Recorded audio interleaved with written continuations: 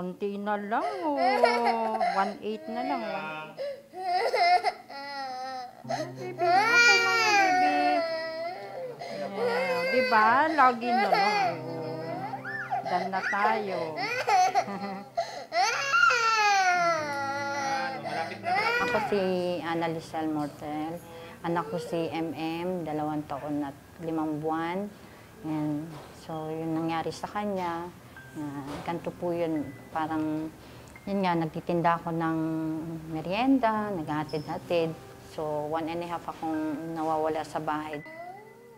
Ayoko na ligo. Oh, mama. Konti lang, sanay lang, ha? Kalagay ko sa kanya, diretso uli akong magluto. Nasa likod ko lang siya, kwentuhan din kami. Kasi hindi naman bantayin masyadong turon at lumpia. Tapos maya nanghingi ng tinidor. Gusto niya daw tinidor. Tapos sabi ko, hindi na. Sabi ko, wag mo nang kamayin mo na lang. Umiyak. Tapos sabi ko, sige, huwag kalikot dyan na, pasok si mama. Tapos sa pagpasok ko, ng pinto pa lang, siguro mga 3 steps from dun sa makbangaw dun sa may pintuan. Umiyak, nagsigaw ng mama. Lapit na, konti na lang.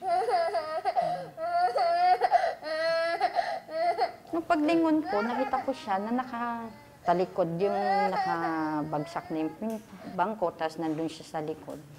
Tapos takbo ako, inisip ko baka na yung likod niya. Tapos di after nung sabi ko, maya nakita ko siyang yung bumuhos yung arroz caldo sa kanya. Tapos talagang ang sigaw ko, Diyos ko po, bakit anong nangyari? Sabi ko, tapos yun, binuhat ko siya, na sumisigaw ako, pumunta ako ng CR, tapos binuhusan ko siya ng tubig kasi nga punong-puno siya ng arroz caldo. Yes po. Masarap po. It's okay, baby, it's okay. Soft lang ni oh.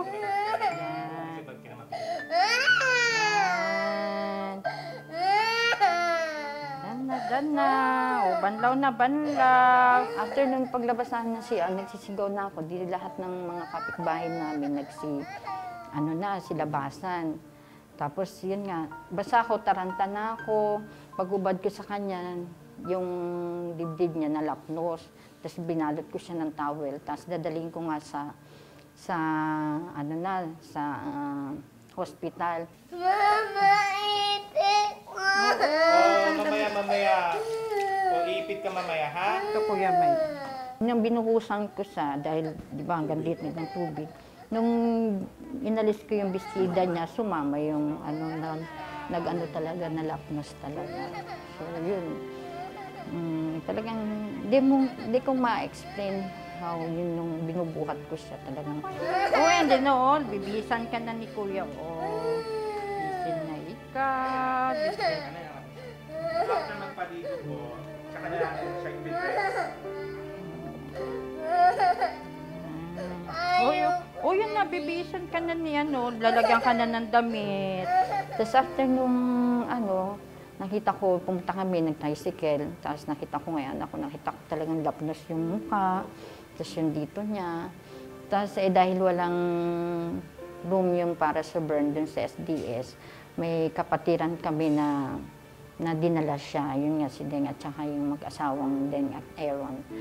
Tapos dinala sila, nag-commute lang sila sa sasakyan nila. Instead na ambulance, yun na lang. Hindi ko. Ayoko na ligo. Bali yung mag-start na kami ngayon, i-change yung kanyang dressing ngayon. Yung sa dressing namin, may ina-apply kami doon na gamot, which is parang ointment siya na puti. And after malagyan namin yon, tatakpan namin siya ng dry na dressing. Tapos tsaka namin siya para maging intact. Ang ginagamit namin dito yung roll gauze, pampadikit. Topical na ng bali siya. Gusto ko nga mamatay that time eh. Sabi ko sana namatay na lang ako yung ganun na hindi ko makita yung ganun ng anak ko na parang ang hirap. Yung talagang mixed emotion na halos gusto kong, ewan ko, parang gusto kong daslasin yung sarili ko na ayoko na makita yung anak ko na gano'n. Kaya lang sabi ko, matapang yung anak ko, tapos sinisigaw niya yung mama. Sabi ko, pag ginawa ko yun, wala na, di ba? Parang ang hirap, mahirap. Kasi, for almost 18 years, Ang tagal ko yung hinintay yan, batang yan. Hiniling ko yan sa Lord. Dami tali. Kumbaga parang simpleng spoiled yung ginagawa ko sa kanya. Na parang kailangan nakatawa siya, laging ano. Kaya yan, batang yan, masayahin yan. Mabibo, hindi siya yung lahat ng tao pinapasaya niya talaga.